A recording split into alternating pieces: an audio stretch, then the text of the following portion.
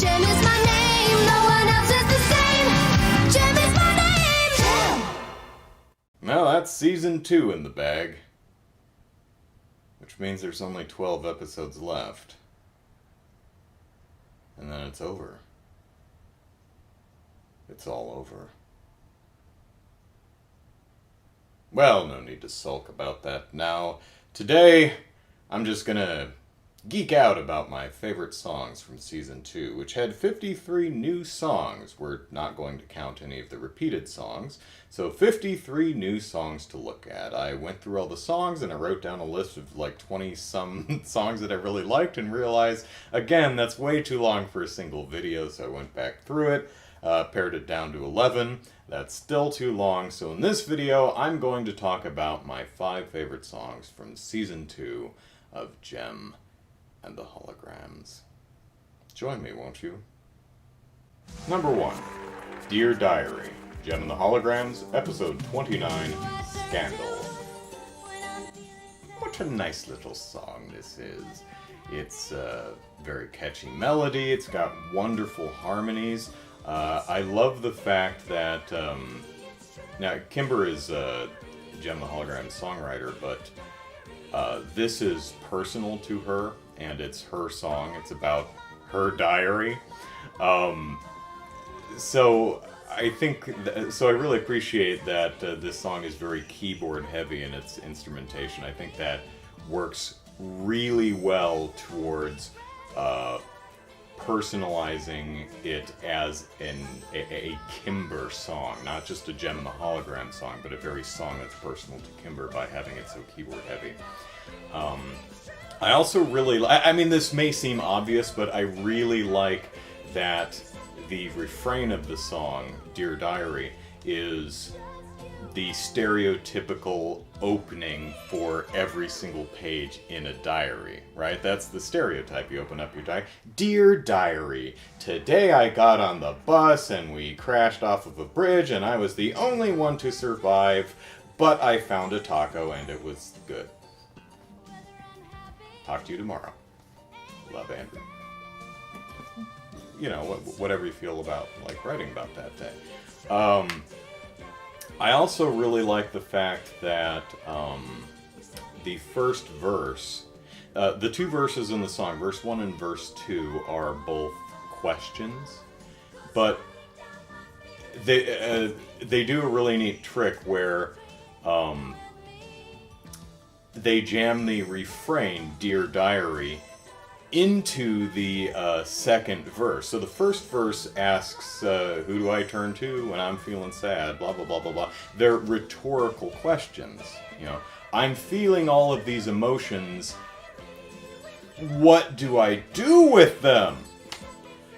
And the chorus chimes in with the answer, the diary. Who do I turn to when I'm feeling sad?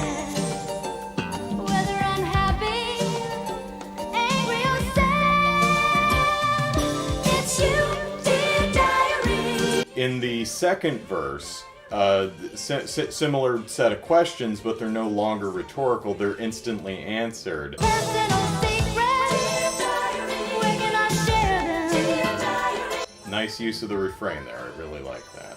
I mean, it is kind of funny that it's such a personal song talking about this personal relationship between you and your diary. It's just between you and me, dear diary. Now here's a song about it so the whole world can... I mean, the diary's already linked to a paparazzi-type magazine, so it's a little late now. So Kimber capitalized well on an unfortunate circumstance, so good job, Kimber. Just you and me, dear diary. Number 2, Jazz Has, JEM and the Holograms, Episode 37, The Jazz Player. One of the things I really admire about this show is its willingness to step outside the comfort zone of its bands, the Holograms and the Misfits, and occasionally explore entirely different genres of music. You have the 40s big band swing song, We're Making It Happen. We're adding new notes to those red, white, and blue.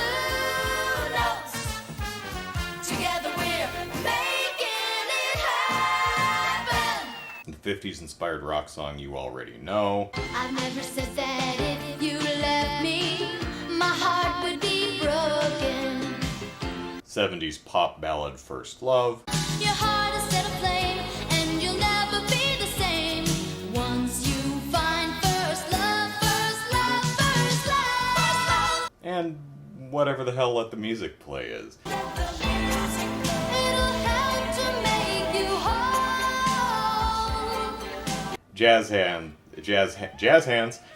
Has, of course, is a jazz song, and it's really well done. What I particularly love about it is, following the setup of the show, they use an entirely different instrumentation to give it that jazz sound. I mean, the Holograms music is primarily percussion, synthesizer, and guitar.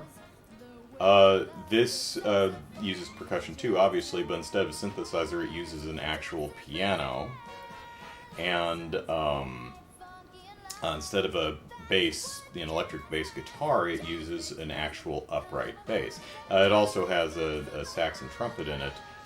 We get some sax in some of the Misfits songs, but it's not often we hear that in a Hologram song. So that gives the song a completely different sound. It genuinely makes this song feel like JEM is a guest in someone else's music, which is how this is presented. It's the Taps Tucker Band getting back together to do their jazz stuff and inviting JEM to come sing with them. And that really helps make it feel like less of a JEM song and more of a Taps Tucker jazz quartet song, even though there's 5 people there because there's someone on a piano, featuring JEM and the Holograms. That works really, really nicely. Also, jazz is structurally so different, both in its chord progressions and its vocalizations, and just the style in which it is sung. And it's hard because if you don't like jazz, you're probably not going to like this song. Of course, if you do like jazz, there's no guarantee you'll like it anyway. But I like it, and it's my video, so that's all that matters. I think Britta Phillips, as I mentioned when I reviewed the episode this comes from, does a real nice job with the vocalizations in this particular song, and especially the scat sections, which is not an easy thing to do.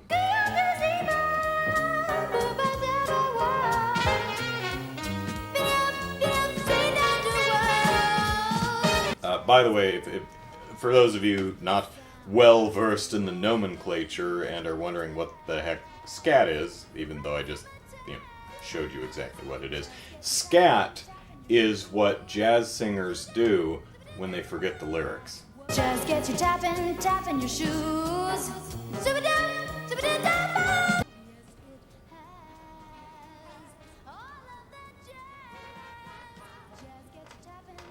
Jazz has.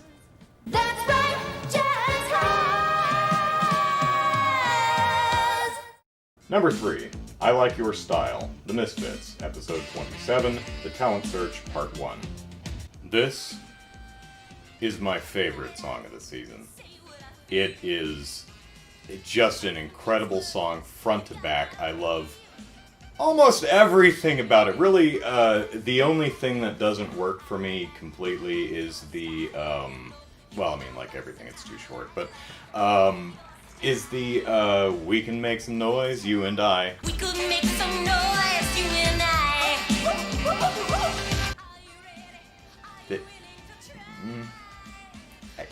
It's fine. I don't hate it, but it doesn't totally work. I mean, is that the kind of noise you're making? I mean, I don't know. Maybe try a bell chord. Well, I'm a barbershopper, of course I'd say that. But otherwise, oh my golly gosh and heck, what a wonderful song. The lyrics are fun, the tune is amazing. This has, in my ever so humble opinion, the single best percussion and bass line of any of the songs in the series so far. My golly gosh, is it good. Baby, I like your style. I like your style. I know you are versatile. I like. Catchy melody, wonderful harmonies.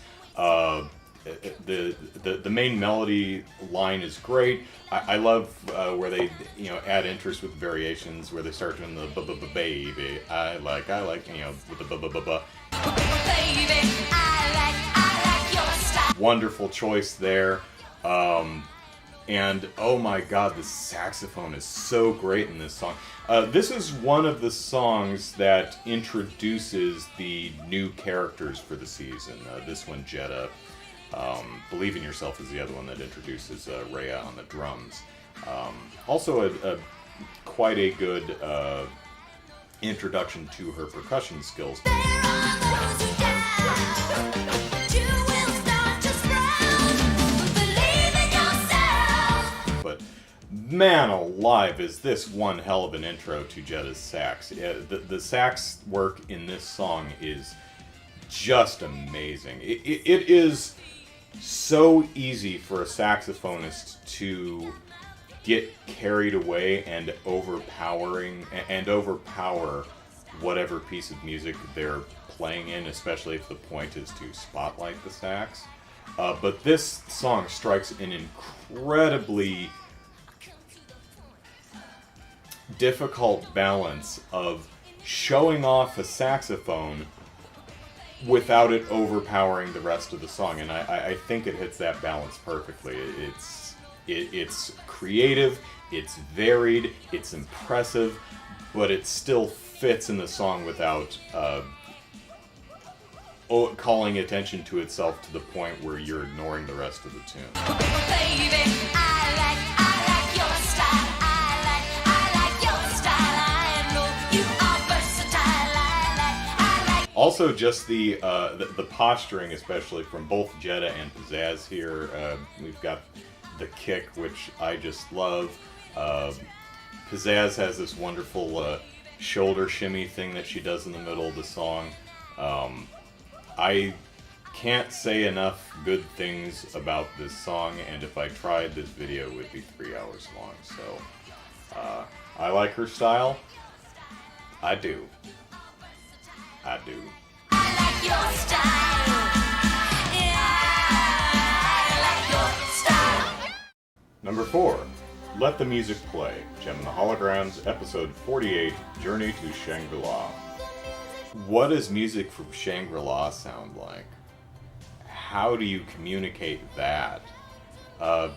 In the show, Pizzazz and Roxy are dying because they got pricked by poisonous snow brambles, and the only thing that can save them is the music of Shangri-La!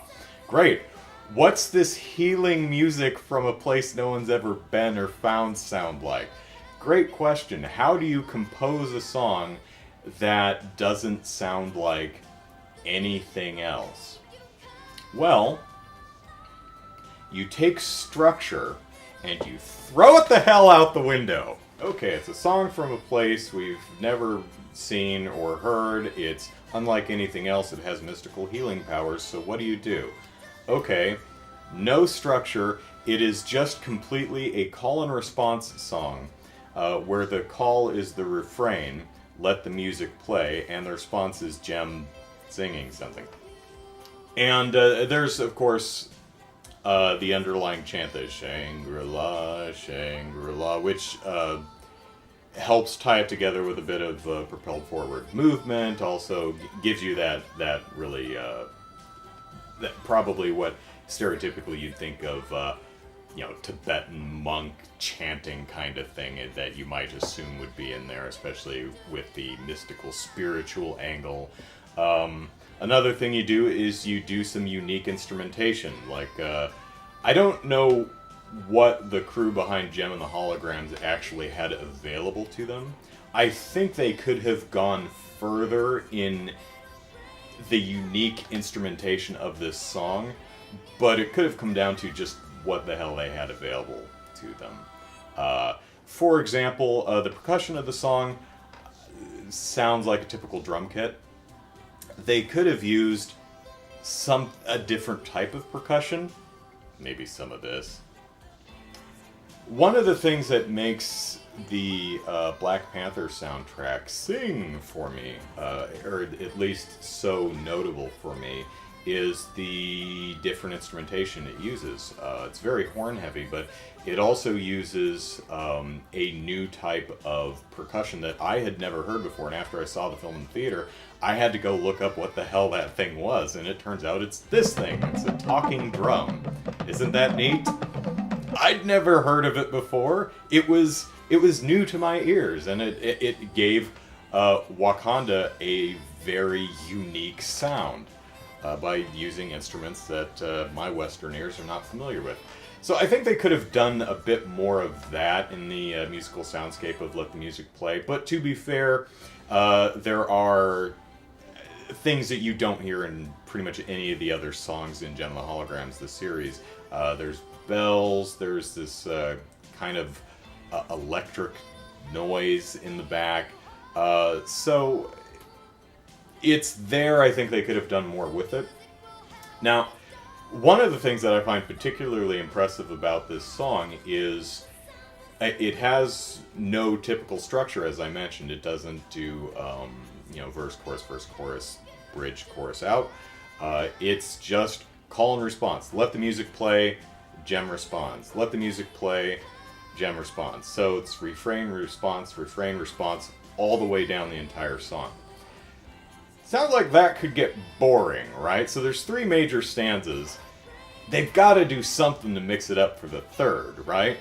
So what do? Do they do a key change? No. Do they change the structure at all, a bridge, or is it? No. What they do is something that's really, really clever. They change the timing of the call and response. For the first 2 stanzas, let the music play, the refrain is every 2 measures.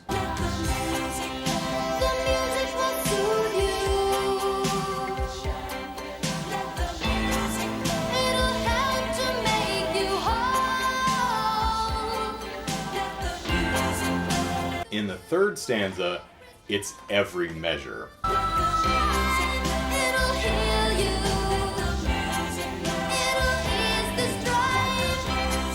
It doesn't increase the tempo, it just increases the frequency with which the refrain is repeated, which gives it that driving force to the end of the song, keeps interest up, and keeps it from getting really boring. That's a really clever solution, while keeping the unique structure of what is supposed to be a very unique sound. So,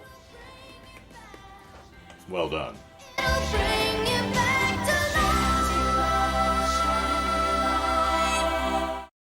Okay, so before I name my last favorite of the season, I would like to give a few honorable mentions. Songs that didn't quite make the cut from a top 5, one of which wasn't anywhere near it, but songs that I still feel had at least something about them worth noting. So I brought up my notes here, and first I'd like to point out Bad Influence. Bad Influence is sadly the only Holograms and Misfits collaboration this season, but it's really wonderful because it's the only collaboration in the series thus far where JEM and Pizzazz are singing with each other rather than at each other. Click Clash is a fugue. They're competing. They're singing at each other. They're click clashing. Bad Influence, they're singing together towards a common goal, splitting up Kimber and Stormer. But it's really lovely to hear those two work together and sing together and complement each other, and they even sing with each other with a quick duet at the very end of the song. I believe that's the only time I've ever heard that in the series thus far, and it's just really nice to hear. A bad influence on you. She's no good for you, baby. Take the Time. Yeah, not one of my favorites, but I really enjoy the harmony part on the penultimate refrain of the song.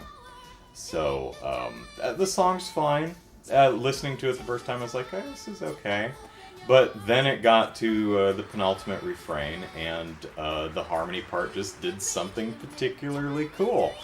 So JEM sings, "Take the time to love," harmony part, "love." I'm like, oh my god, that's cool. Only it's, prettier and an octave higher.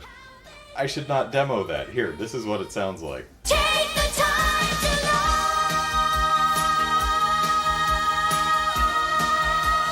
Neat, huh? Yeah, I thought so. Take the time to love. Alone Again. I really admire that the song steadfastly commits to the conceit of its premise. Alone Again is a song sung by Laura, a troubled teen who's bouncing around into different foster homes. So the setup is she's alone in a room with her guitar, and she's just noodling on her guitar and singing to herself.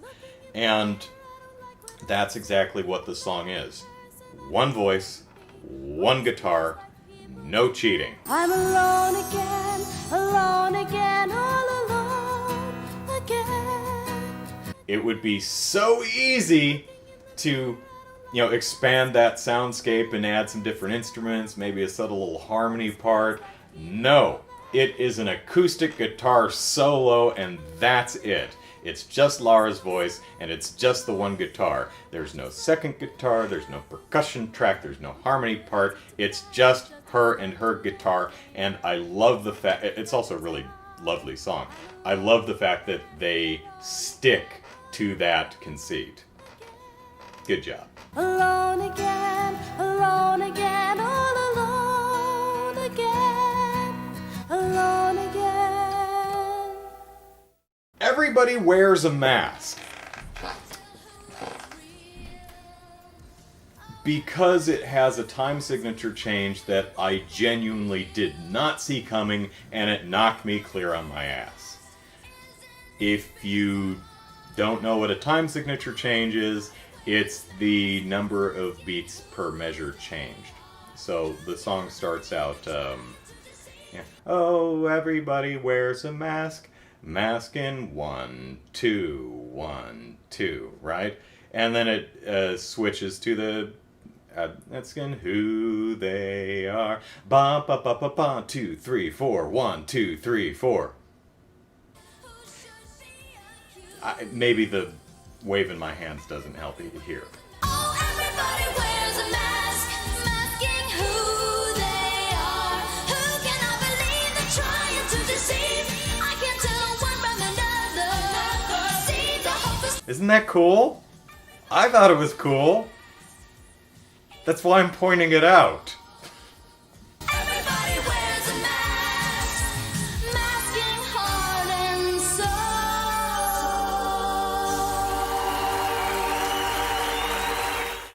Lastly, Starlight. Because it makes me cry. Every time. Granted, it's the video that's doing a lot of the heavy lifting, but... yeah, I get all weepy-eyed every time I watch that thing, so, well done, show. Kudos and plaudits. Starlight is the message that I send. Starlight. Alright, back to the list. Number 5. I'm Okay, Kimber and Stormer, episode 31, The Bands Break Up. This song is wonderful. Like Dear Diary, it does a really nice job of feeling personal to both characters being so keyboard heavy. Kimber plays keyboard, Stormer plays the keytar. So it's completely appropriate that it's such a keyboard heavy tune. It's also just a wonderful little song. It's the melody's wonderful. The playoff between the two characters is really well done. It ends in a duet, which is wonderful. Each character gets their own verse and chorus. And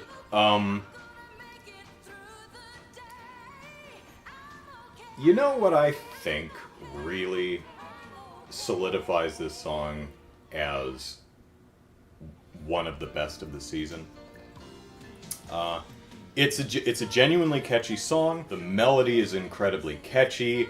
The lyrics are something that I think most people can at the very least empathize with and relate to.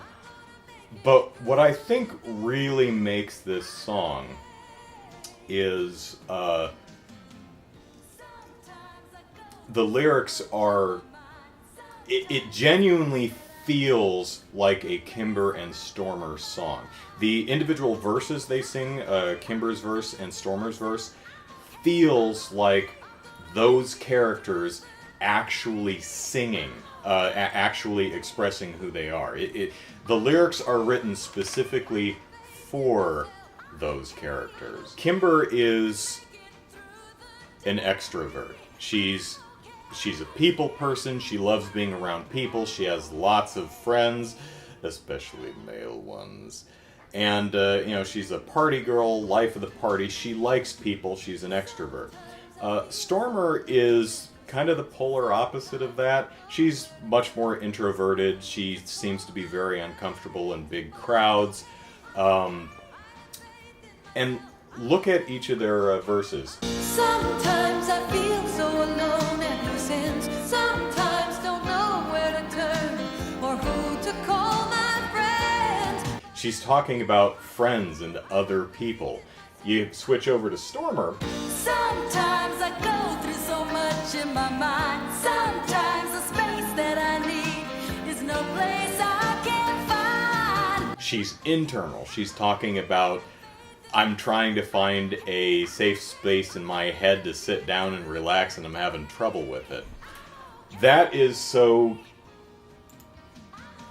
tailored to each specific character.